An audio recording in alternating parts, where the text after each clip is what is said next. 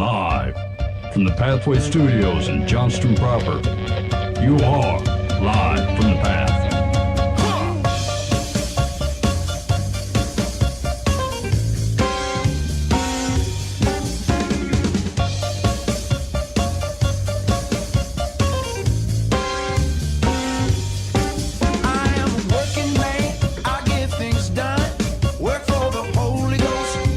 And you're listening to Live from the Path. We're coming to you from the Pathway Studios here in Johnston proper. It's good to be with you. Anyway, what?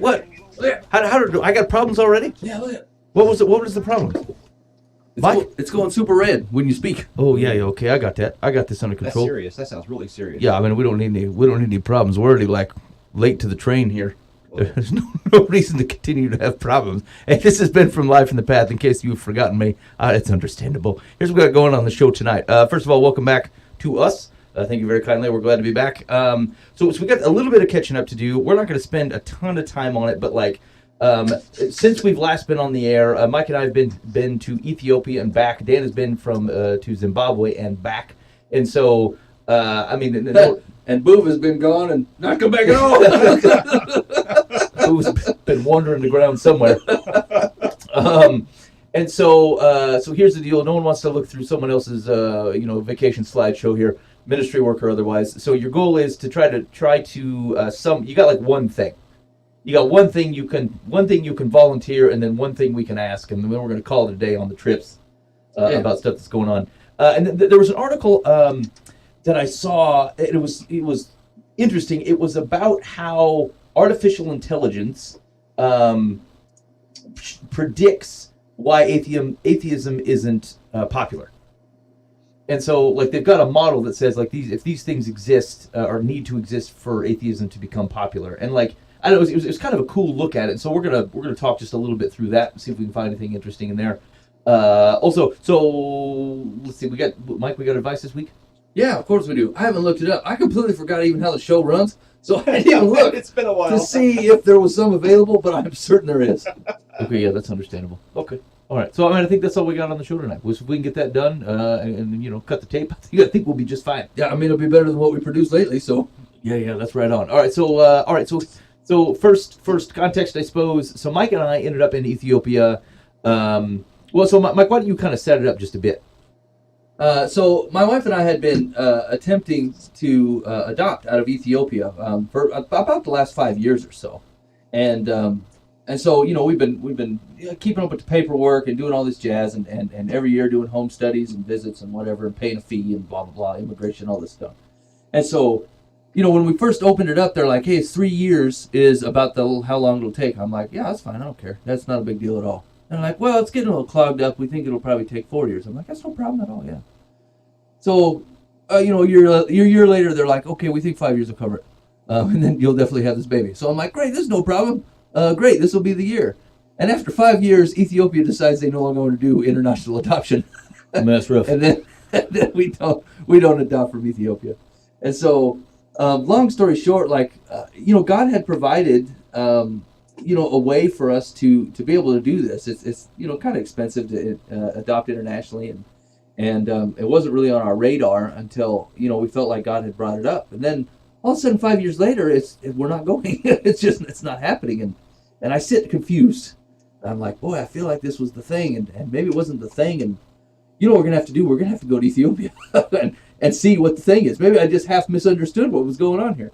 And so my wife went over in September of last year and absolutely fell in love with the place. Just thought it was great. Just had a heart for every kid, every orphanage they visited and stuff. And so she's like, you gotta go. And so I said, well, we have the ability to go. We should probably take somebody with us. And so I asked Ben if he wanted to go, and he said yeah. And so we went over there to kind of look at because the international adoption had been shut down.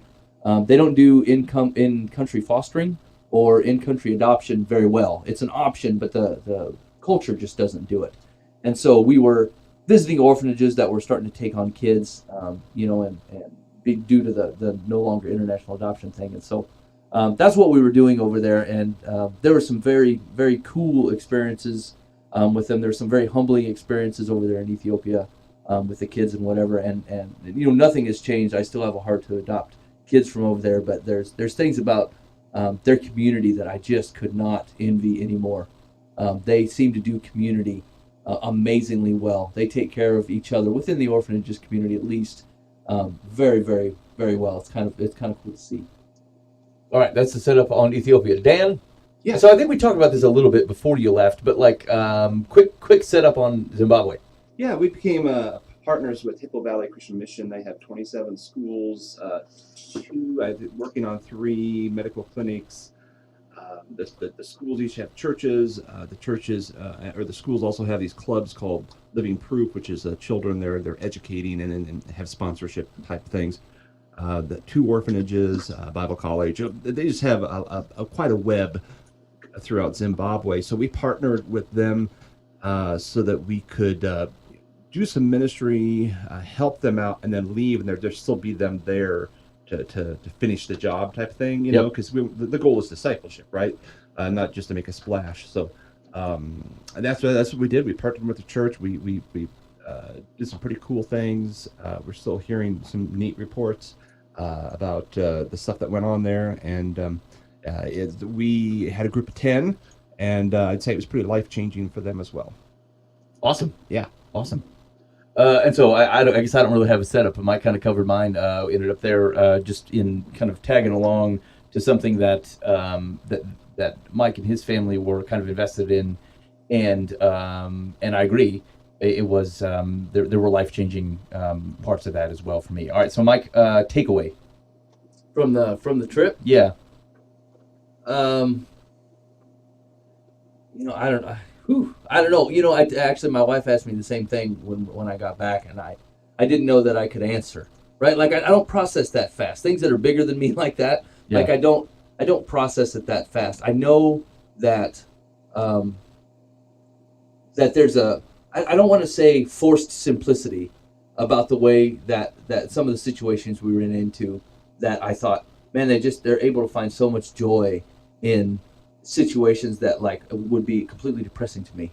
And I thought, that's foul on me. That's big time foul on me. Either case, I think there was a simplicity, and there was an openness that God is still doing things and still very powerful in the eyes of a lot of people. And sometimes our society misses that. We miss community for stuff and status, and I think if I'm starting to grasp something that I pulled away from there, that might be where I'd take it. All right. Dan, takeaway from Zimbabwe. That what we do matters. You kind of go, you think, okay, really, we're going for a couple weeks. We're just a handful of people. What are we going to do? We're doing it here to some success, but nothing exciting. Nobody's inviting us to speak at conferences or anything. It's just like we're just doing our thing. Why would we spend all kinds of money to go over there and do the same thing that they can do themselves? And it matters. It really does. We met one of the guys we worked with. He is he oversees the I can't remember if it's 26 or 27. I should look that up. The schools and the pastors. Each school has a church, so he oversees the pastors, and they're called patrons, who oversee the Living Proof kids. His story is incredible. He's just an amazing Christian man, dedicated to Jesus. He's just this neat guy. I just love sitting down and talking to him. We got to spend hours with him, because you get in the truck, it takes hours to go places. And anyway, back in the day, 30, 40 years ago, a group of white people showed up and had a revival at a church, and he heard the rumor there were white people, and he thought, what do white people look like? It's like, what do they want? Yeah, they've got to look funny. He's just trying to figure out. And so he went just out of curiosity, didn't speak the language, he speaks Shona, and so he didn't have a clue what they were saying. But there was an interpreter and stuff. He discovered that the message was that there is a God who loves you, and that we love you too. And he went home, and he couldn't let that go, and he ultimately became a believer, a follower of Jesus, and grew up in the church. It's one of these Hippo Valley mission churches, and now he's like over all this stuff. And the big deal is he comes from a long line of spiritualists. His mom was heavily involved in like the village healer and demonic activity and some of the stuff you might see in the Hollywood movies. Like she lived it, and speaking voices and accents and genders and languages that she's never known, contacting the dead, all this kind of stuff. Yeah. And like he would have been next. I mean, he would have been raised in that. He would have been the next guy for the village, and Jesus changed everything because this group of white people showed up for a week and said, "Hey, God loves you." And I guess I needed to hear that because that's a lot of money and a lot of time and a lot of effort to go halfway across the globe to do the same thing we're doing here, and it really is worth it. So that was my big take home, that it was good. It was good. There's God things happening simply because of who we are. Not that we're special, but that people saw us like as a freak show.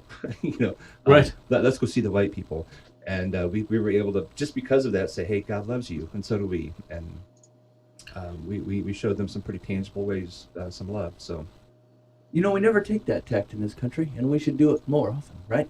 You got to figure out the weirdest thing you could possibly be, like to say, "Hey, look, there's people dressed as dancing umbrellas, and I cannot understand what they're doing here." And they show up just to check it out merely because there's dancing umbrellas, and then you whip out the gospel. We don't ever try that here. But you know what? I think that's where some of the churches have from a good motive, some of the craziness of the attractive model church has done some crazy things, having literal circuses and stuff on their stage. Crap, we've already tried that. That's right. Yeah. So actually, we have done that, but then they don't disciple. You've got to. You need the other half. If it's just the show and just the circa freak act, then you're just being freaks.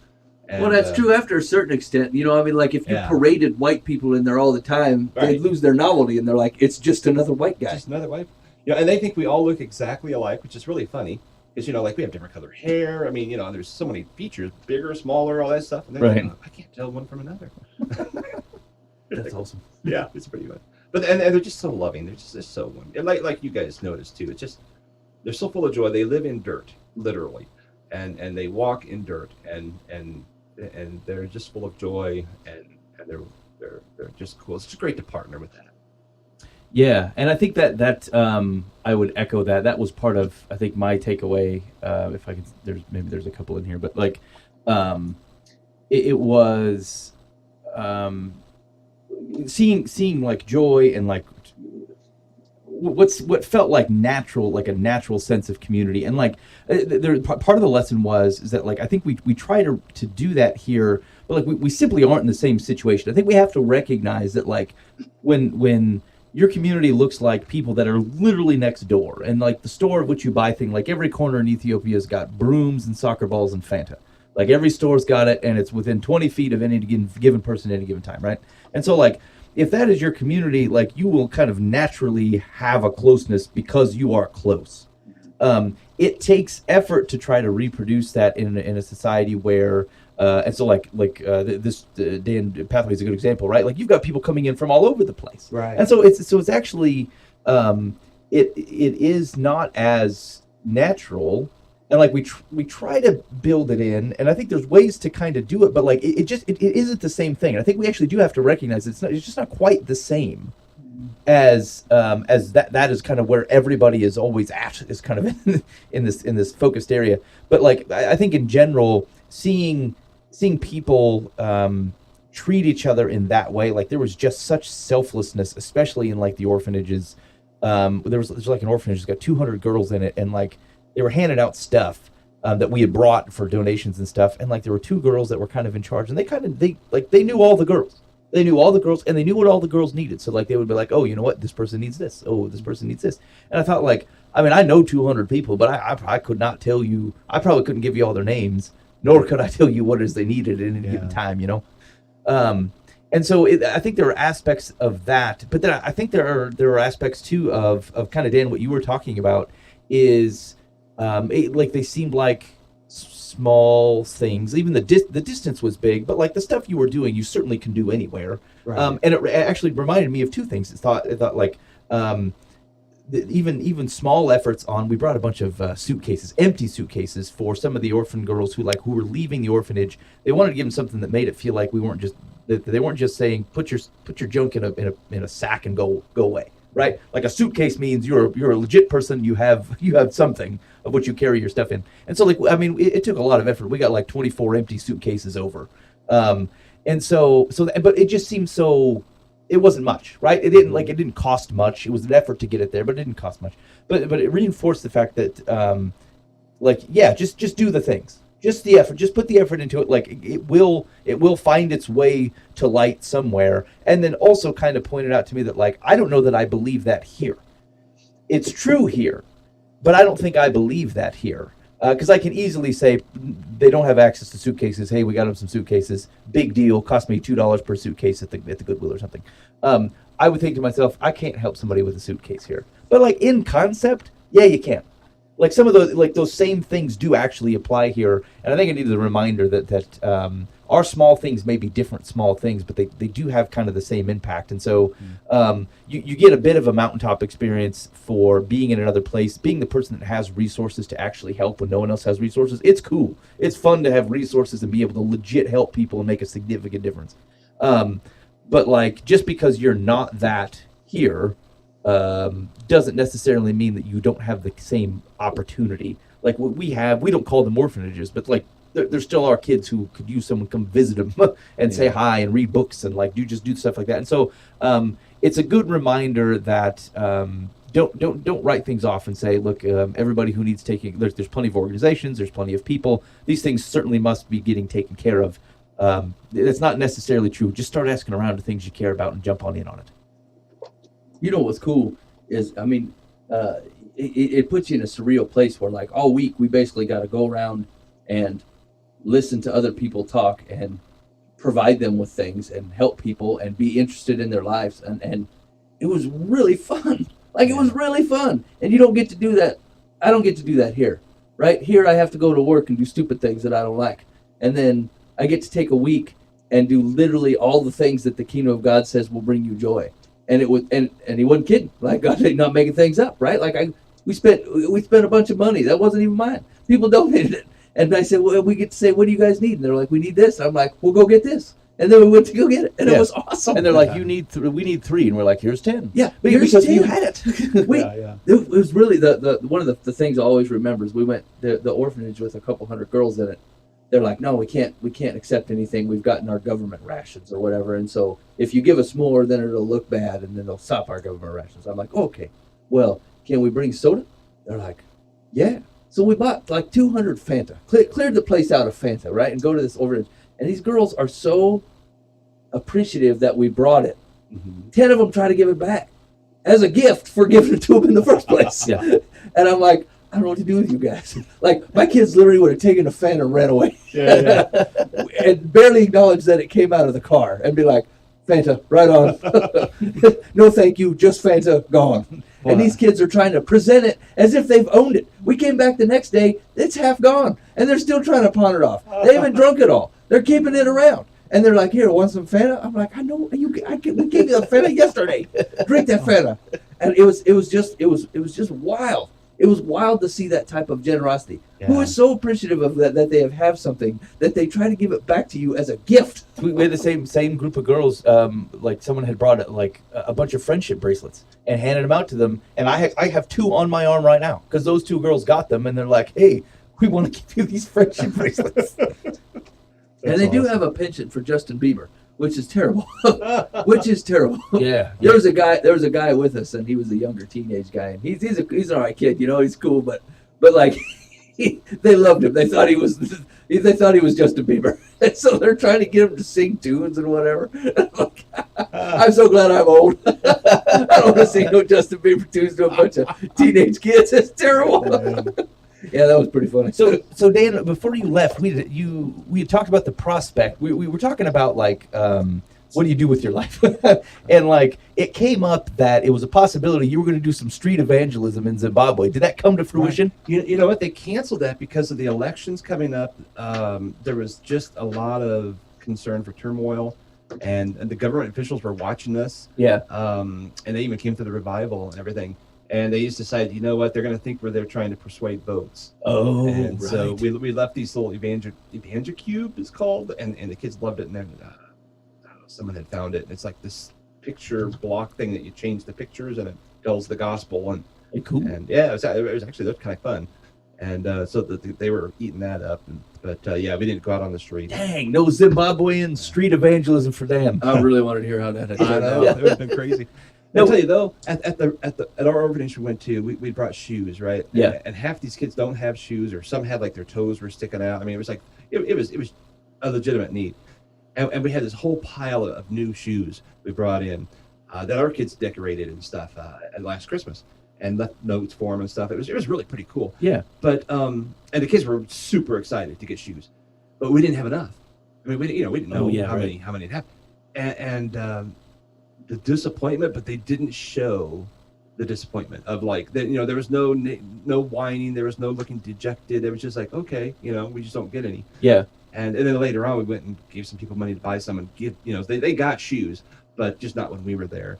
I don't know. That just impressed me with them too, because can you imagine our kids? They'd be on the floor kicking their legs up and down. But so and so got shoes. They got shoes. I don't have shoes. I want Spider-Man shoes, and they just were just like, well, I guess we don't get any. Yeah. I mean, they were trying to stuff their feet into too small shoes. No, this works. We're like, no, that doesn't work. No. That's gonna hurt you.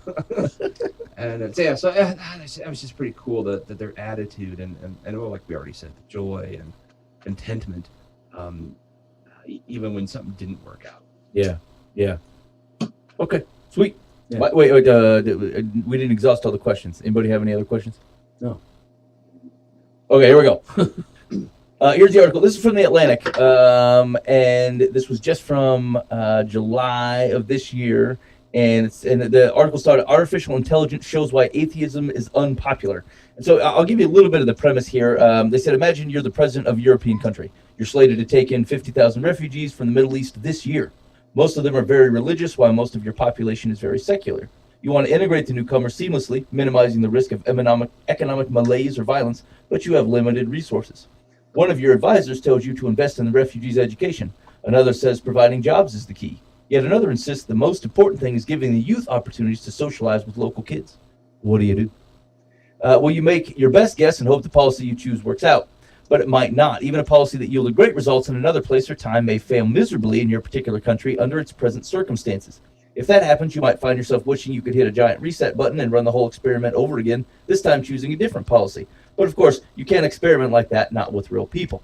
You can, however, experiment like that with virtual people. And that's exactly what the Modeling Religion Project does. An international team of computer scientists, philosophers, religion scholars, and others who are collaborating to build computer models that they populate with thousands of virtual people or agents. As the agents interact with each other and with shifting conditions in their artificial environment, their attributes and beliefs, levels of economic security, of education, of religiosity, and so on can change. So in general, what they're trying to do is to say, how do we make policy decisions that put people at risk or try to understand kind of a mass behavior of people with a ton of different variables without actually kind of playing a let's see what happens type of game. So can we use artificial intelligence and kind of these created environments to model and figure out what people are going to do? So someone's programming. This is what a Muslim does. That's right. That's what a Christian does. That's right. And interesting to be part of that conversation of how do you decide how to program a Christian. Yes, yeah, exactly right. Actually, that's a really good question. And they have, so everything is online, like it's an open source tool. And so they said the goal of the project is to give politicians an empirical tool that will help them assess competing policy options so they can choose the most effective one. And it said because all of our models are transparent and the code is always online, if someone wanted to make people more in-groupy, more anxious about protecting their rights and their group from the threat of others, then they could use the model to figure out how to ratchet up anxiety. And so like it runs the article will kind of spec this out later on, but like Dan kind of nailed one of the risks of this, right? Like it's trying to kind of say this is how people behave with these when these attributes are present and they have this belief system or whatever, right? I can't even say how Christians act. Yeah, I know it's such a wide gamut. Yeah. Of I can say what it how could be. I think they should. Right. But yeah. Yeah, exactly right. So so there was one that focuses on refugees, and then this was the interesting part, and where the title of the article comes from, using the same kind of basic premise. It says another project forecasting religiosity and existential security with an agent-based model. That's the title. I can't read articles like this. I know. Hey, here's seriously. Actually, so again, you've probably experienced this too. Like, it isn't true necessarily for like theological like commentaries. Like people who are writing books don't necessarily tend to do this.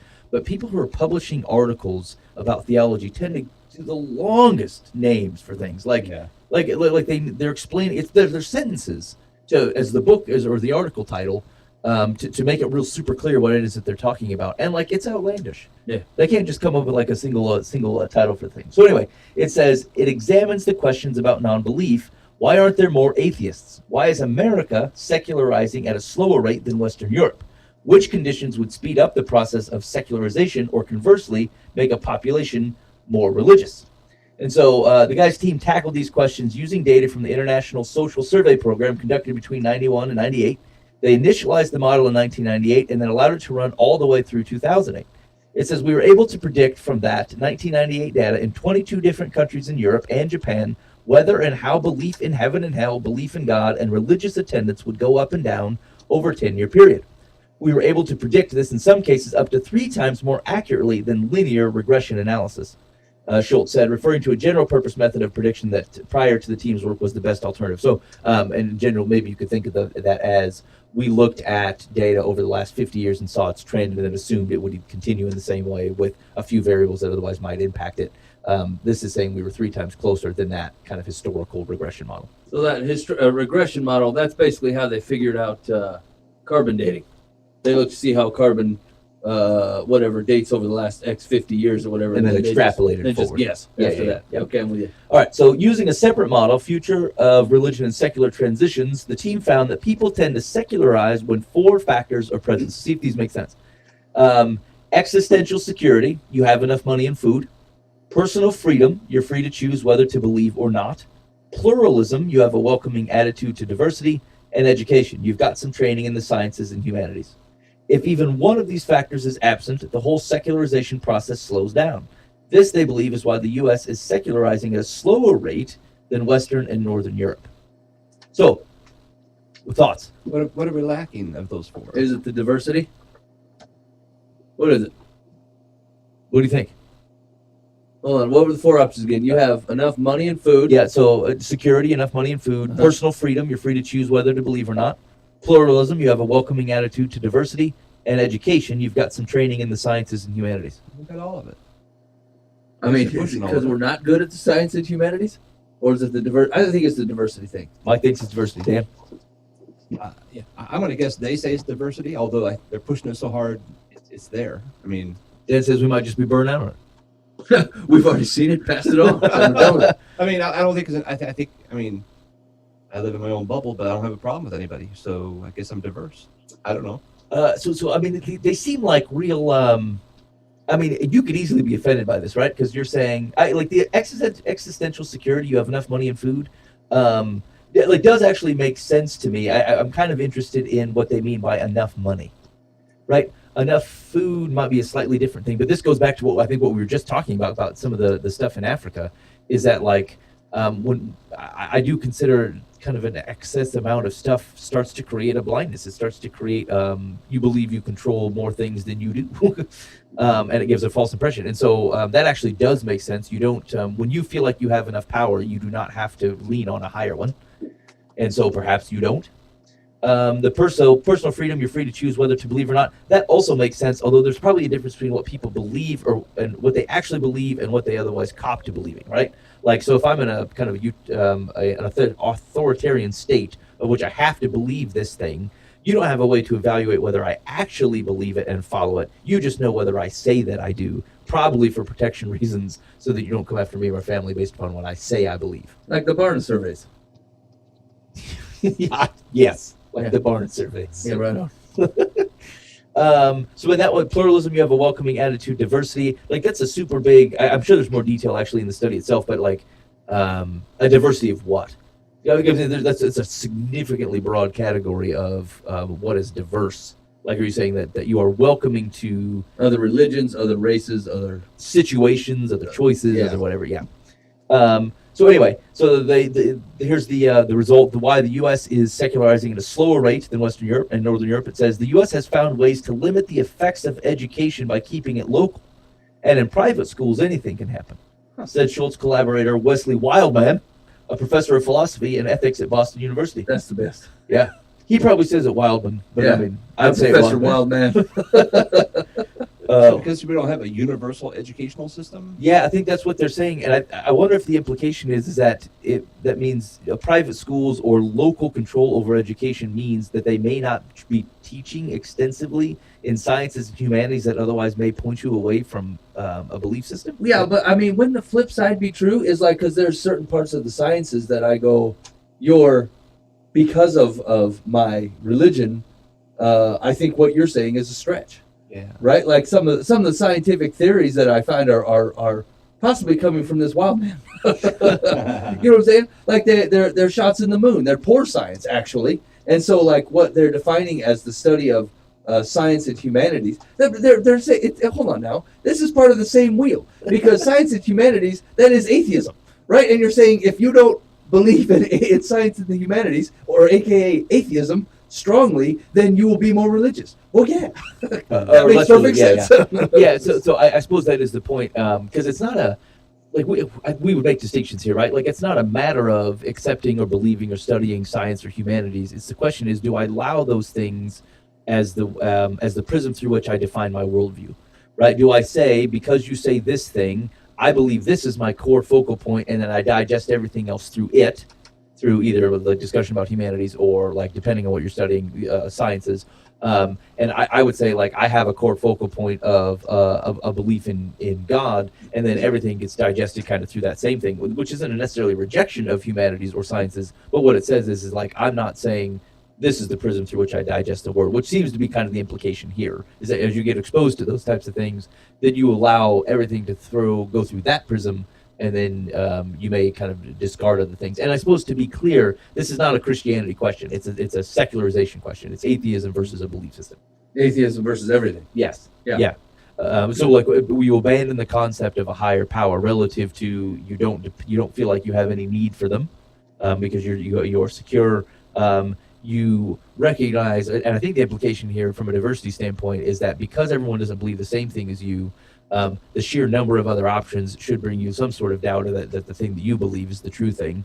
Because if I welcome a diversity of thought and I otherwise treat them as viable, it should bring a natural question as to why you think the thing that you believe is better than theirs. But once again, like, I mean, it's not like you can't welcome diversity without taking it on, right? No, like I agree. these things are not mindless thugs that, like, just because a Buddhist rolls in, I mean, I can like the guy and think he's all right, but it doesn't make me a Buddhist merely because he's here. And so, like, the ability for, say, the humanities, we'll call them, to take you over as if you're a symbiotic host for whatever they're bringing seems to be the stretch. Yeah. So, I mean, like, what this seems to me, though, is like, and so I can digest it from, like, a Christian perspective, is these seem like proper separation points, right, of what otherwise might have been a shallow belief anyway, right? Like, if I'm following God simply because I expect him to provide me something, and the presence of food or money would allow me to say, oh, I don't need him anymore,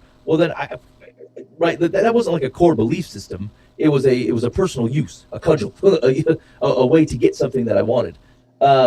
When you're free to choose whether to believe or not, that's actually the opposite. That is some sort of institutional, it's government or otherwise, or even religious kind of oligarchy stuff that otherwise forces a belief on you, and you don't have a choice. Again, that doesn't necessarily imply that you have a true faith in something. It just says it is in your best interest to say that you do, or to appear that you do. You have a welcoming attitude to diversity, and again, that says that that's actually a core question of is there a truth? Is there something, one thing that is true, even if other things are not true? To the extent that I am that I'm ambiguous about a universal truth or truths, then it's hard to be able to say I believe in this higher power and you do not.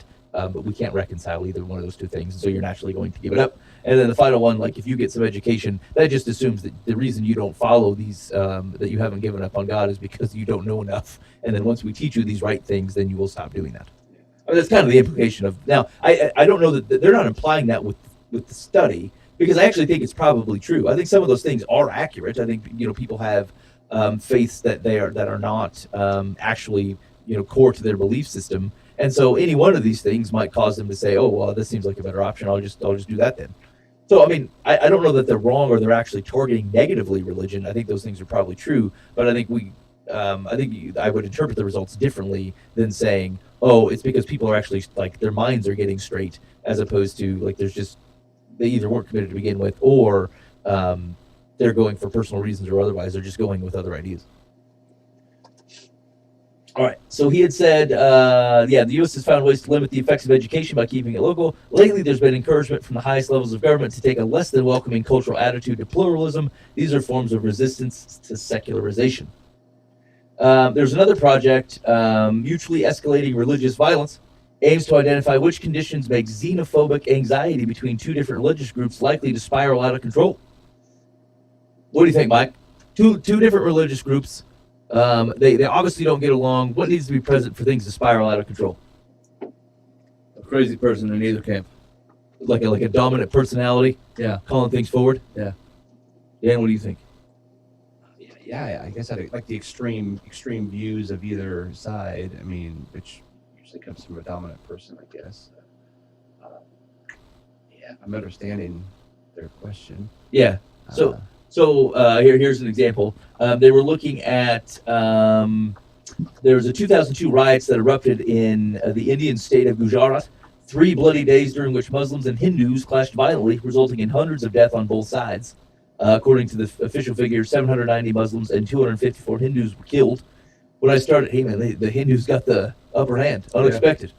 Yeah. When I started looking at the data, I said to LeBron and Wes Wildman, oh my gosh, because I knew the case of Gujarat and what happened there. It tracked the model beautifully. So she says it shows that mutually escalating violence is likeliest to occur if there's a small disparity in size between the majority and minority groups, less than a 7-30 split, and if agents experience out-group members as social and contagion threats, or they worry that others will be invasive or infectious. It's much less likely to occur if there's a large disparity in size, or if the threats agents are experiencing are mostly related to predators or natural hazards. So they only throw to violence when they think that they're threatening their way of life, right? If the Hindus are trying to take over, the Muslims were like, we ain't doing the Hindu thing, so now we're gonna fight it out. Yeah, Okay. yeah. So anyway, they're working through these models, and one of the things that they're struggling with is they're trying to get people to adopt them and try them out in other real world scenarios, but they're having a hard time. Like people are distrustful of the model, of the data, of what it points to, because People are not predictable like that, are they? Like, I mean, it's just like you said before. What's a model Hindu look like? Yeah. You know what I'm saying? Like, I mean, I can tell you what the Bible lays out for a follower of Christ, and I can tell you I have met one guy that seems to pull that off consistently, and his name is Jesus. Everybody else, like, they're unpredictable in their ways. There's a certain amount of consistency, but like, I don't know that you could throw it into a model. I mean, what tells you one day that I will tolerate X amount of whatever, and then the next day I'm like, you know what? I'm done with this. I'm done tolerating this. And I personally have just changed. But like the de facto 20 copies of me you made to put in the study, do they all flip at the same time? Does nobody flip because their behavior is so consistent over lifetime? I mean, how many people did you know 10 years ago that were following Jesus, and you know them right now? They're not. They're just gone. They just decided it ain't for them no more. 10 years. And so you want to try to adopt a model that says a Hindu going to be a Hindu for the next 10 years and act in all Hindu ways. That seems really hard to pull off. Yeah. Well, and it's hard for someone without faith in any faith to assess what's really going on with people of faith. Like they probably, the researchers probably looked at the Muslims and Hindus and thought, oh, look at this happen, this model happened, blah, blah, blah. My first thought was, man, all of them went to hell because they're both wrong. You know, like, that's really sad. They lost their eternal souls. I'm looking at it as a loss because none of them are Christians. And right. and the researchers are looking at it. Well, this religion versus that religion, because we're all on equal grounds and we're all right. Nobody's wrong. Plural And, diversity. that kind of clouds the water. So that makes me not trust the research. I mean, I don't. They didn't imply their eternal state, Dan. I think they were just not speaking to it. Yeah, that's what I'm saying. Because they don't even think of it that way.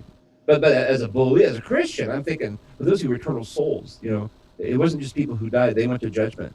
Yeah, and actually, I think there's I think there's, and maybe it's a step in a slightly different direction for that, but I think it's the same basic premise, which is you cannot evaluate, or I think it'd be very difficult to make tangible or quantify the extent or what the passion through which people believe things. Yeah. Right. Through which a level of importance, because like you can kind of arbitrarily say like these are what these groups value, but the extent to which they value them or the consequences that they think are associated with them, and frankly the disparity of that among religious groups or within religious groups is very difficult.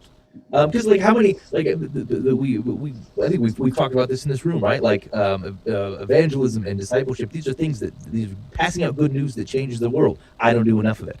I want to do more. I'm not doing enough. So like I have an internal conflict. Good luck putting me on the page, right? And so and then spread that out among kind of various belief systems. Some who have like historically acted a lot more tangibly in those things than others, and it seems super difficult. And so it may be not just it's the fact of not this model, but it's the concept of a model at all that says we can speak to this. And I don't know that you have to kind of throw everything out. It seems like there might be tells on human behavior, but it's if you get to a Minority Report aspect where I'm predicting, it seems to imply that I can know more than I can know, which is a bit of a God complex already. Yeah, good luck. The Holy Spirit's crazy, right? You see people doing all kinds of crazy stuff. Yeah. Like a regular Christian dude with low anxiety and just hanging out, and then you find out a month later he sold everything he owned and decided he was going to Winnebago around and go to churches or whatever. And you're like, why? What? Because the world's going to end. It's crazy, And where's that guy in the model? There's too many crazies to try to put them all in a model. It's just nutty. So it said even harder to sway maybe those concerned not with the methodology's technical complications, which is kind of what we were talking about, but with its ethical complications. As Wes Wildman told me, these models are equal opportunity insight generators. If you want to go militaristic, then these models tell you what the targets should be, right? So if I know that this is what I need to be able to say create violence or start an uprising or rile up folks, you can use it as a map. That's right. How to get it done. It's a sourcing tool as opposed to a prevention tool. Yeah. Right. I know who to irritate, and I know in what way. I know how to create the imbalance. Okay. So they gave an example. Said when you build a model, you can accidentally produce recommendations that you weren't intending. Years ago, Wes Wildman built a model to figure out what makes some extremist groups survive and thrive while others disintegrate. It turned out one of the most important factors is a highly charismatic leader who personally practices what he preaches. This immediately implied an assassination criterion, he said.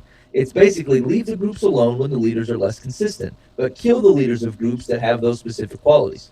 It was a shock to discover this dropping out of the model. I feel deeply uncomfortable that one of my models accidentally produced a criterion for killing religious leaders. Yes, it does seem to be a problem. I mean, but that's the thing. It's do we really need the model to understand that? A highly charismatic dude that's leading people to do the wrong thing while he does the wrong thing. Yeah, I mean, you're right. A lot of this does seem pretty common sense. Is that a real shocker? David Koresh is easy to pick out. You know what I'm saying? It's not like you need a model to go, I wonder if those guys are off the wall or going to make it. They have a highly charismatic dude that's dragging them all into weirdness. Yeah, he's a problem. Yeah, that's true. I don't think the model can be actually. For that. Some of this stuff points to, I think, something that we're, and maybe, I think it's a problem now. I seem to think that it's going to get worse. Is that as people do analysis, especially macro, broader analysis of human behavior, it starts to build within individuals the sense that you cannot know things, right? That people behavior can be analyzed to tell you how people truly work, and that your ability on a personal level is degraded. That as a whole society, we need to study these types of things so that we can understand how things truly are. Because how often do we find that the implications of a study that says, well, we believed it was this thing, but really the thing works completely opposite. And so studies like that then start to produce in you some sort of hesitation that says, well, I mean, I believe it to be the case, but I don't know if I can be trusted. They found out this thing based upon the study of human behavior and blah, blah, blah. And so, like, if we look at this kind of criteria, you're right. Like, I would, if you would maybe guess as to what would be a successful religious cause, someone who's charismatic, who otherwise is faithful to the things that they're, like, practices what they preach, yeah, like, that would be better than someone who, like, tells people to do one thing and then does a complete other, or is super boring. Yeah, yeah, exactly. And so, like I could have told you that without a data model. But like the ability to do analysis on such a large scale over things like this, like, and maybe I'm putting this on society and it's really me, but it causes me at times to think, like, I mean, can I truly? Maybe I don't actually know these things. Yeah, I don't trust my own analysis. That's right. You can't even trust your gut. Where you're like, man, I feel like everybody's just in an offhanded comment. I feel like everybody's getting married around me. And then you sit down and think about it, and it's been like two people.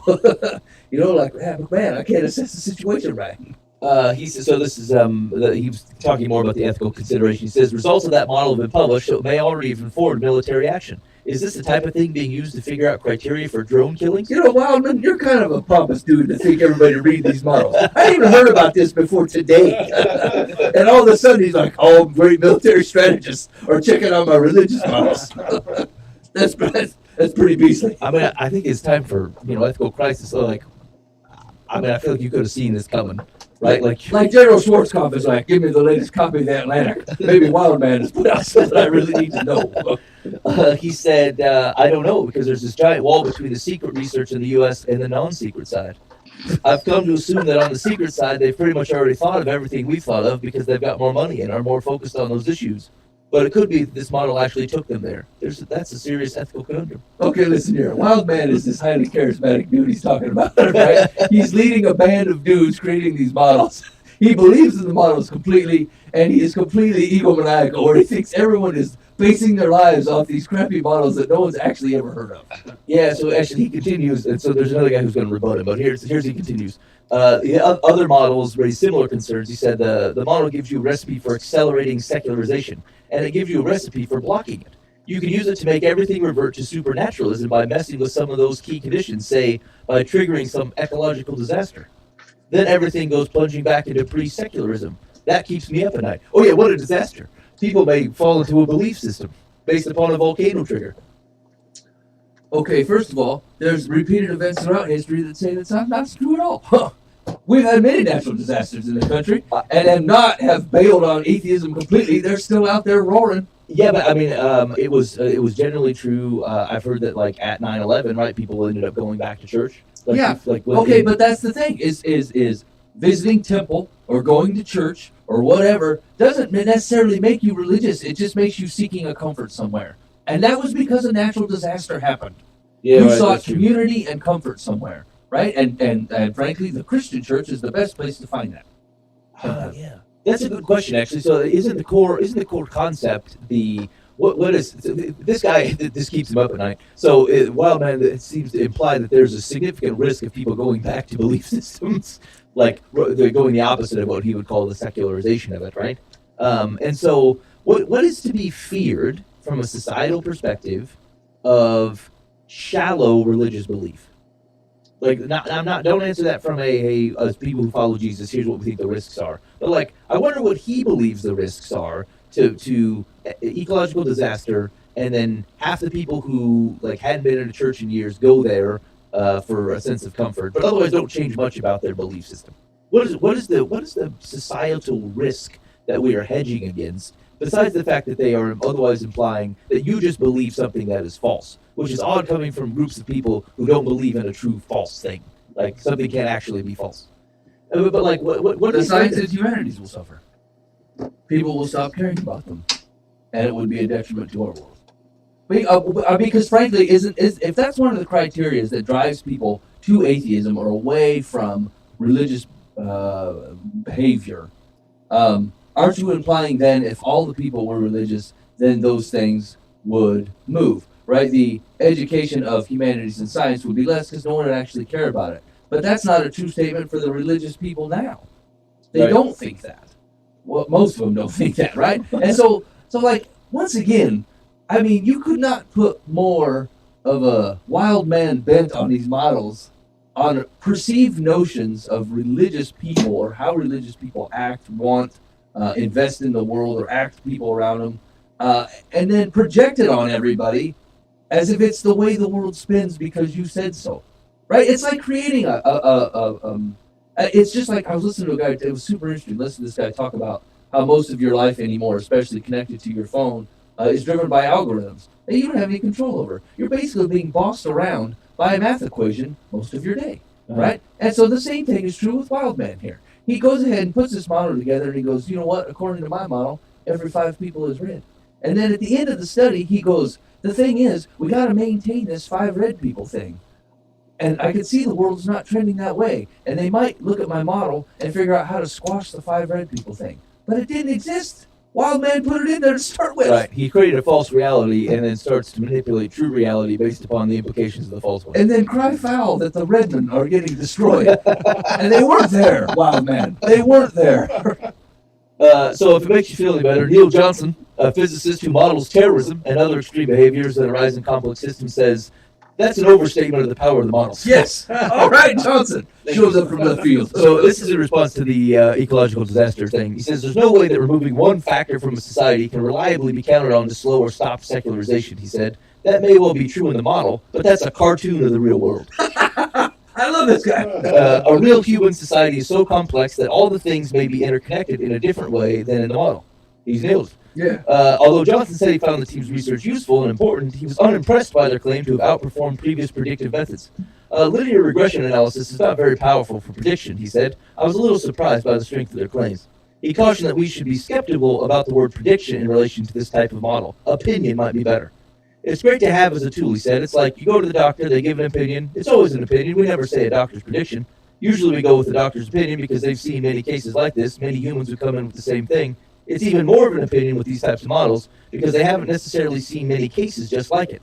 History mimics the past but doesn't exactly repeat it. I like Johnson. He seems to have a head on his shoulders. He's very reasonable. I like him. I agree. He said the silver lining here is that if the power of the models is being overstated, then so too is the ethical concern.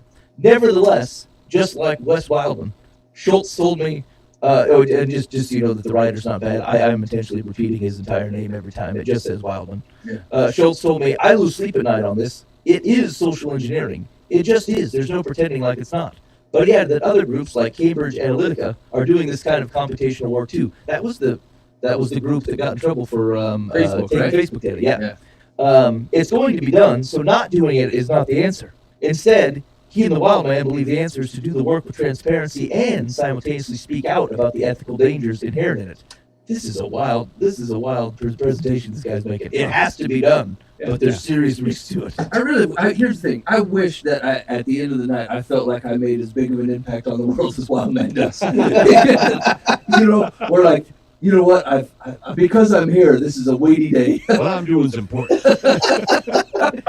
I dangerous. lose sleep at night. That's right. This could bring disaster to the world, but it must be done because someone else might be doing it as well. Running a science that didn't exist 50 years ago. They'll make statues of me. Computer analytics is brand new, and all of a sudden it's a game changer. It's taking the world down. We've survived the Black Plague, numerous natural disasters, and measles, and then Wildman's born, and the whole world's in peril.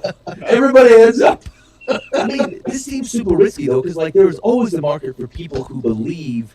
Who want to know something that other people don't know, right? So like the capability, like this sounds like the exact type of thing that like we might evaluate, the kind of like as a U.S. government might look at it and be like, there's a lot of problems with this. We're not going to imply this. And then you get under somewhere where there's like you're in Venezuela or somewhere, and the guy gets super excited. He's like, you know what? This is going to be awesome, and employs it to do like ridiculous things in the name of, but this is how people are, and we're just trying to protect our folks, and so we're taking these following steps to ensure blah blah blah. And so like, I mean, he's kind of right. That people are going to do it anyway. I don't know if that means like you do a better job to refine your model so that at least it's effective, and just warn that someone else might be using it ineffectively. Like that's like continuing to design to make sure to go through the effort of finding the most powerful, like world-destroying weapon you possibly can, and then simultaneously saying, by the way, someone bad is probably going to use this, but it might as well be exactly what it is supposed to be and act to its perfect specifications. Yeah. How can the bomb fulfill its greatness if you prevent the bomb from exploding, then the bomb won't actually be great, and it won't be a bomb at all. Yeah. It's a think piece, like a humanities argument. Here's Wild Man is. He's going to sign off. He says, "That's why our work here is two-pronged. I'm operating as a modeler and as an ethicist," Wildman said. "It's the best I can do." And protector of the universe. And sometimes I have time to sit on my throne. I'm blown away by the egomaniacal properties that Wild Man Blues' model is running. Thanks, seriously. I really should. I should have gone back and read. Like, now I'm super interested in, like, the commentary around those four things, that imply secularization. Yeah. And frankly, the here's, you know, what'd be interesting. I wonder if anyone has done like some sort of analysis on, like, what if you wiped out? Let's just take Christianity for now. Christianity and its impacts in the United States, and just said, look, here's what the world looks like. Here's what it looks like, current state. If you were to remove Christianity and things that are like, it can at least be tangibly tied to Christians, and so you know, that impacts hospitals that were started by Christians, and let's go with like colleges. Most of your major colleges, your Ivy League colleges, are started by Christians. Let's go charitable giving. Vast majority are done by Christians. Same is true for a number of adoptions, both international and within country. And so, like, it'd be interesting to say the implication here is that the presence of religion is not good, right? Because, like, you're trying to say, why don't people take advantage of atheism, of secularization, and, like, if you can scare them or if you can make them so that they need things and they'll go back to clinging to their God, but past that they'll move on to more rational thinking. And so it would be interesting to look at, so not only the kind of tangible analysis of what it looks like for, like, where dollars go and where people get adopted and who gets cared for and what care centers are open, but, like, the presence of what does it look like if people don't have that stuff in their lives, like associated with going to communities of believers who and that type of thing. What happens when people need solace, or where they're looking for hope, or like whatever it is, like what does that actually look like in a society where that doesn't exist? I'd be super interesting if someone could, like, do something like that. Like, No. You would write that up? No, I've never been so far out of my depth in my life, man. All I know is it sounds like an author writing up a book on how the world is, and then trying to keep it from being published because someone might read it and think a tree was a real man. All right, hey, you've been listening to Life from the Path. Thanks for having us. What a bunch of crap! Yeah. That's the most ridiculous article, man. I mean, the problem is there's 1,000 dudes out there with glasses on the rim of their nose going, yes, this is the thing. I'm glad I'm informed of this. You know? What is the stupidest thing I've ever heard of? I made this bottle and everybody reads it. No one reads it. Nobody. All right. Mike, what do you got? You got some Dear Life from the Path? Yeah, let's see what other dandies are out there.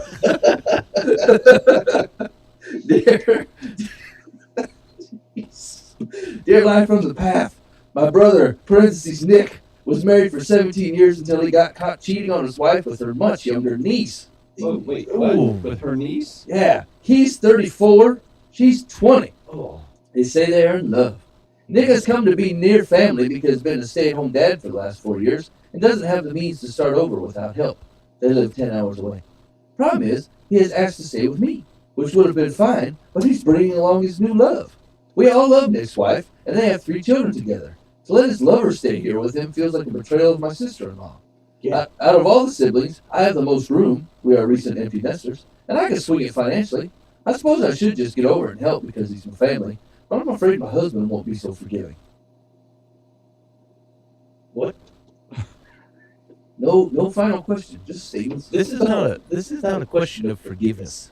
No. It is like allowing someone to stay in your house and facilitate whatever it is that is going on here is a far different item than forgiving of a situation, if that is even called for at the moment.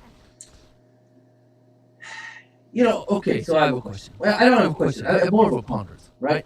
So I find that I take God's heart well on when bad things have happened to somebody, right? Like when a situation has been oppressed upon them and they're in a rough space, and I feel like, yeah, okay, I get it. We're ready. You're in a bad space. Let's help get you out of it, right? Yep. I have a harder time when people have made choices that have put them in the bad space repeatedly. You know what I'm saying? They're in the bad space because they've essentially chosen to be there by the choices that they've made. Yeah. So essentially, that's where we're at with Nick here. He's not the guy that has been cheated upon. He is the dude doing the cheating. And now his wife has kicked him out and said, look, I will not tolerate this. Now Nick is essentially homeless. And so people would say, should we help homeless people? And our answer generally would be, well, yes, we should help homeless people. But Nick has chosen to be homeless by cheating on his wife with a 20-year-old member of her family.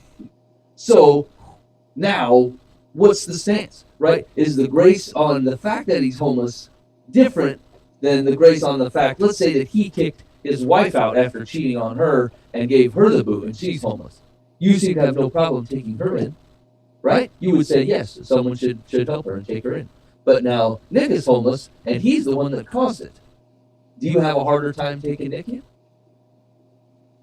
Is it God's heart for him to feel the weight of that sin for a while? Is that God's decision and not yours? Damn. Pass. That's it, because every person you help they're partially there because of poor choices. You just don't know what they were, and so it's easy to have grace. Like you shouldn't have married Nick in the first place. Well, yeah, but I'm talking about like the other people down at the homeless shelter. Okay. Or Nick, they kicked Nick out too. And you helped put all these other people in the shelter because you're like, you have a heart for them, you care for them. Yeah. Because you don't know their story. You don't know the wife they cheated on. You're right. There's an ignorance to that part. Yeah, so it's easy to be like, oh, we just gotta love, we gotta forgive. And all you can think of is his wife sitting at home going, what the heck? Yeah. And so those are valid questions. I don't know that I have an answer because I'm in the same place. I feel the same way. Like, Nick, buddy, you need to feel the pain a little bit. You need to not be in my home unless you repent, get rid of this person you're with, and let's try to work on your wife, get the marriage resolved. Then I'll help you out. I'll help plenty there, but I'm not going to help you continue in a poor choice. So see, that's where things get a little bit more gray than how people want to paint them. Yeah. Because generally, when you say something like that, people go, "Oh, I see. Your love comes with conditions." Yeah. And your rebuttal is, "No, you living in my house comes with conditions. I can love you wherever you want to be, Right. but like you living in my place, that is conditional based on you changing X amount of behavior, right? And so, but people want to draw with a broader brush than that, and say, and they'll use the name of Christ to do it. They will say, "Look, you need to love this way, and God's love is never ending." That's true. But like this man who is choosing to live, we'll even put it in a Christian aspect, to live his life in a way apart from the teachings of Jesus. That's what happens at my home. And like if that's not how you're living, then you can't stay here. Is that fair? Is to say, look, if you don't follow Jesus, actually my door's not open to you. Because it's not let's say it's not dangerous behavior that he's doing, right? He's not dealing drugs out of your garage. He is merely cheating on his wife with another woman at your place. Not illegal, certainly not Christ following. It's destructive to him, just like selling drugs out of my garage. Truth. Yeah. Truth. So like the measure. I mean, you could measure, what potential physical harm may be coming to him or my family related to his presence. But like, in general, would I say, hey, can I use your house to just continue to destroy myself? I'd be like, well, no, you cannot do that. I'm going to destroy myself anyway. Might I as well do it in comfort and in the notion of your love? Because like, pay me rent. Because if you say, because here's the thing, is like realistically, Nick could say, hey, I get your concerns, but I'm gonna do it anyway. So you're not actually helping me to move one way or the other. That's kind of off the table. So are you gonna let me be homeless then? Yes. Yeah. Yes, you're choosing. Are you going to let you be homeless? Yes, right. You're making the choice to be homeless. Yeah. You have a house. You have a wife. Yeah. You choose to not live with either one of those. Okay, so it's our advice then to this lady, you don't have to let this man move in. You don't have to get over it. The answer is no. You don't want anything to do with this, and that's okay. Go ahead and forgive, but don't let him live there. Yeah. Yeah, and I think there's this has come up multiple times in conversation with us, but I think I think there's a difference in walking the road with someone who wants to be going that direction and being the person that is attempting to drag them that way. Like you simply cannot solve someone's problem by dragging them around. Like, I think there are aspects of where, like, if you can be the person that, like, is the confronter that says, look, you're heading down the wrong path, it needs to shift, but, like, you're physically doing anything to force them or try to make them live a life that they don't particularly intend to live, like, you're exercising less freedom than what God has given them to exercise. And so I feel like that's not going to work out for you. If God deemed that it is appropriate that people get to make their own decisions, I don't know why you think you're going to have more power over their lives, or that you've given them more grace by restricting it from what God has allowed. And so, to the extent that he wants to work, say, look, I want to get back to my wife. She won't take me back. I need a place to stay while I try to work on this. Yeah, okay, I can walk that path with you. Yes, you can stay at my house as long as that remains to be the case. But no, you cannot destroy yourself at my house and continue to harm this woman as my place is the home base. Like, you're gonna have to work at the Home Depot and figure out how to pay your own rent in lieu of moving in the right direction. And I think that is not outside of Christ's teaching. That is not a refusal to show grace or love or forgiveness. That is simply a reality of you not facilitating people destroying themselves or others. Like, there's no call that says you have to do all these things so that other people may be destroyed. Secular says, it's difficult, but I'll refrain from commenting on your brother's morals or judgment. Whether you should get into the middle of this mess because Nick is family isn't a question I can answer, and you won't know the answer until after you have discussed it with your husband. I mean, that was the biggest spate of non-advice I've ever heard. Yeah. Dear so-and-so, what should I do? Thanks, secular. Nothing. I've got nothing. Ask your husband, see what he thinks. Yeah. Postscript, I'm so mad I changed my mind about not being judgmental. It would be a poetic justice if the niece met a handsome hunk her age and dumped your brother. Yeah, that'd set everything right. Yeah, that's good. That's good. That'll put the shine the light in a dark room, chase them shadows out with more shadows. Yeah. Drop this guy, make sure she shacks up with some other kind of hunky-dory. Good call, secular. All right, let's do one more. Okay, let's see.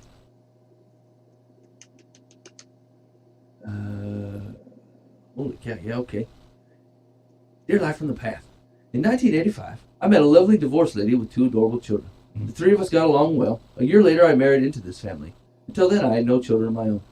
The kids had regular visits with their father. The first Father's Day after I married their mom, we arranged for them to spend the weekend with him. When they returned home that Sunday night, they were exhausted and off to bed they went.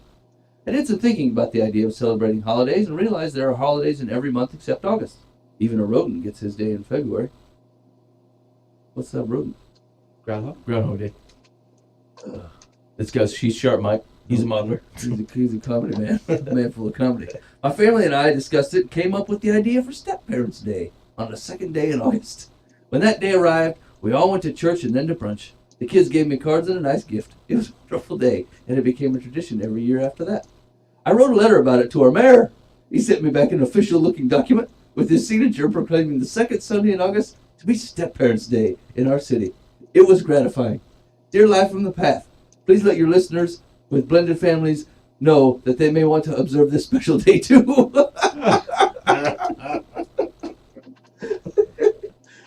I mean, I suppose they need a day, right? I mean, signed Professor Wildman. I always thought it was awkward on Mother's Day. I never called my dad's wife, who was not my mom. Right. And Cheryl was like, "You're going to call Dolores?" I'm like, "Well, why would I? She's not my mom." Right.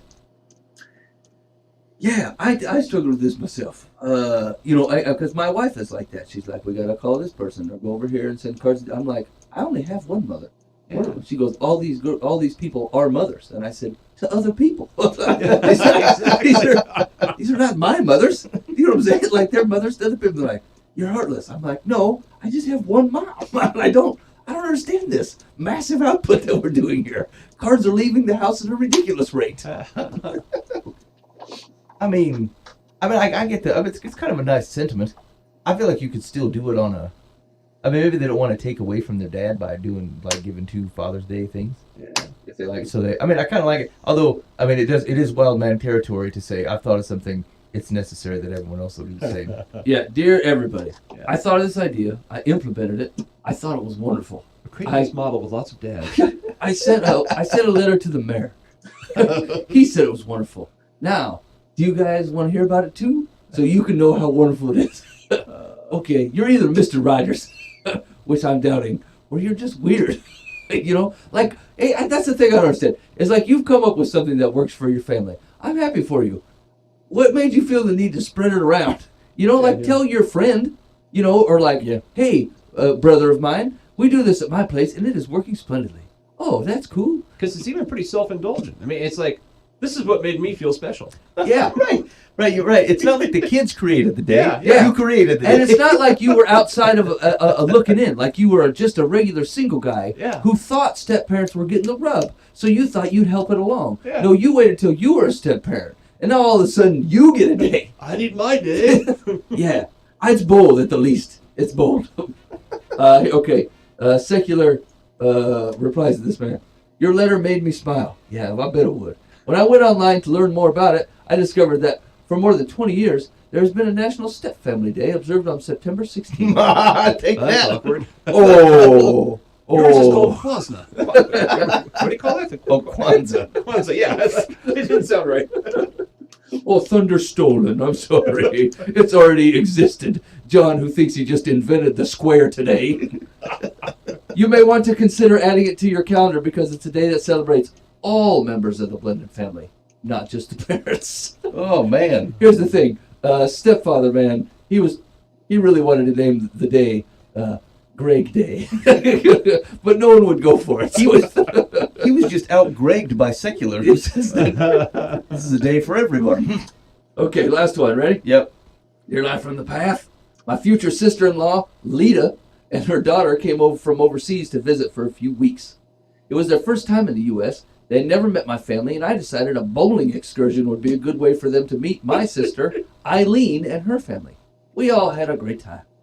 Later that evening, Eileen texted me saying a friend of hers was recently diagnosed with lipedema, and Lita may have it as well, based on her body type. I ignored the text, but didn't think to delete it. A few days later, my fiancée, what's the difference between a fiancé and a fiancée? Spelled the same? Am I just saying it wrong? Yeah, you're just saying it wrong. It's got 2 E's on it. Fiancee. Oh, I don't know. It feels like you are being fianced if you say I'm a fiancée. I'll see what I can find out. A few days later, my fiancée saw the text. She's furious with my sister. My fiancée says Eileen was rude and judgmental, and she shouldn't judge someone she just met because Eileen isn't in the medical profession. Eileen says she was only pointing out something she had noticed and wanted us to know in case my future sister-in-law ever complained about it. Was my sister out of line to do it? Okay, hold on. What is lipedema? Does that have something to do with being big bone? What? Hold on. How do you spell it? Lipe dema. Oh, man. The suggestion were lipedema arms. Oh, yeah. Let's see. It happens when fat is distributed in an irregular way beneath your skin, usually in the buttocks and legs. Well, I mean, there's no polite way to see. I think you got the fat butt. Oh, okay. Okay. It's like the elephantitis for a leg. Hold on. I don't know. I don't know about this. Hold on. I'll show you what it is. No, lymphedema is the one I was just looking at. So here, Mike. Here, I'll put it up on the screen for you. Yeah, do it. Oh, hold on. I'm working on it. I see you have an awkward body shape. I mean, granted, I don't know how you say that outright. Although you aren't in the medical profession. There it is. So lymphedema is like, boy, that's significant. That means the limbs aren't working. Yeah, They're yeah. not draining like they're supposed to be. But the lymphedema, like, so this poor lady's got like a significant distribution up top of her leg, and then I don't know. How would a non-medical professional be able to look and know the difference between that? I don't know. And just Which one does someone. she have? What's that? Which one did they change? The one on the right, the lipedema. Okay, yeah. Not the lopsided lymphedema. Yeah, I don't know. You see, my wife has to be careful of the one on the left because when they looked at her lymph nodes, they're damaged. So she has to wear the stockings so that doesn't happen. Oh, you're right. It's never gotten like that. Like the compression. But if the she didn't do compression anything, if she didn't do anything with compression socks, it would eventually happen. So all this, the reason the research being done here is because obviously she is. Eileen texted me saying a friend of hers was recently diagnosed with lipedema, Okay. and Lita, the visiting lady, may have it as well based on her body type. I'd leave that one alone. Would you text it to a buddy of yours that's not going to show it to anybody? No. I'm gonna assume they go to the doctor once in a while, even if they get sick. At some point, the doctor will say, "Hey, looking at your body type, you look like you have lipedema." I mean, to a certain extent, it is like what you have a cough and a fever. You got Wegener's. You got Wegener's disease, right? Because one guy you met has this oddball Wegener's disease, and then you decide that your non-professional opinion is a cough and a sneeze is going to be Wegener's, right? And so, like, it is a little bit out of left field that you can just pick lipedema because you see big legs or something, you know? Yeah. Okay, so hold on. What was the question? Was my sister out of line to text that? What? To her sister. But no one said it to the lady. Right, but the fiancé saw it. The fiancée saw it and is super mad because they feel like the sister was being judgmental of the body shape of the visitor by suggesting they might have the. No, I mean I don't think it's wrong to text. I don't think it's wrong to text it. Really? I mean, she is not a medical professional. What the heck does she know about lipedema? She knows one guy that's been diagnosed with it. Well, right. I mean, I'm not saying that she's right or wrong. I'm just saying, like, I mean, it's not an outlandish thing to. Is it? Let me ask you this: is it different than saying, "Hey, you think Ted should have that mole checked out"? I mean, that seems like the same thing. What do you think? No, it'd be like the guy. Yeah, well, it'd be like the guy saying, "I think that mole that Ted has is cancerous." Yeah. Or I Not just, hey, you should check it out, but here is my diagnosis. I think that's a cancerous mole on Dave's head. Well, right. So, but here's the thing: is like you, because the guy's not a doctor, you have to you have to invest in it to be offended by it. It'd be like if the guy at the gas station looked at me and goes, "Hey, you're looking a little pale. I wonder if you have brain cancer." I'd be like, you work at the gas station. I'm not investing anything into that. That's true. For chemo today. Yeah. No, that's true. Yeah. Yeah, so I mean, I think it's fine to text. There's no reason to overreact by it. Like, he obviously doesn't know, she doesn't know. Yeah. They just need to not be so nosy, and the fiance needs to just kind of lighten up a little bit too. Yeah. Yeah, that's true. If she would have texted and been like, "Hey, by the way, your future in-laws are fatty fatties," that's straight out offensive. Yeah. Is the worry that they think that the sister is trying to criticize, but doing it in like a sly, demeaning way without actually having said it, and then therefore came up with this lipedema diagnosis? I mean, that's a real end-around way to insult somebody. I mean, real end-round, especially when you're talking to your sister already. No one talks like that to their sister. They just be like, "Hey, that lady big." You know what I'm saying? Like, within a family text, you're pretty straightforward and you don't do all this. And so, yeah, you're right. I think it was harmless. Yeah. All right. Secular says, the question was my sister out of line to do it? Secular says, not knowing Eileen, I won't accuse her of being rude or judgmental. Her motive may have been pure when she mentioned her concern in the light of her friend's diagnosis. While your fiancée had a point when she said your sister doesn't have the expertise to make a medical diagnosis, the text that upset her was meant for you, not her, and she wouldn't have been reviewing it without your permission. Yeah, that's true. Good point. Yeah, okay, that makes sense. I don't know. By the way, you sound ridiculous, Mike. It said fiancé either way how it's spelled. To be fair, I explained to you how it was spelled, and you said, "I'm not sure." Yeah. So here's the difference. Fiancé refers to a male that is engaged. Both fiancé and male have one e in them. Fiancée or fiancée with the two e's refers to a female that is engaged. Both fiancé and female have two e's in them. So you wouldn't be able to tell audibly because you would say both of them fiancé. But if you're going to write them down, it has two e's on it. If it's a lady who's engaged, it's got one e. If it's a guy, Especially if she has the lipedema. yeah. I gotta be honest, it's a weight off me. I've been worried about that my whole life. And finally, I'm free to write away. I've straightened it out. You're good to go. All right, you've been listening to Live from the Path. Thanks for hanging out with us. We're glad to be back. If you got any comments on the show that are good, shoot us an email, info@livefromthepath.org.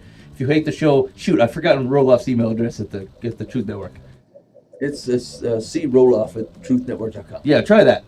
Anyway, just Google Chris Roloff and Truth Network and find an email address and tell them you hate the show. Yeah, do that. That seems worth doing. Anyway, we will. I mean, it's very possible we'll see you next week. Thanks for hanging with us. You've been listening to Life in the Path. In the meantime, be faithful in means. God will handle the ends. You've been listening to Life in the Path.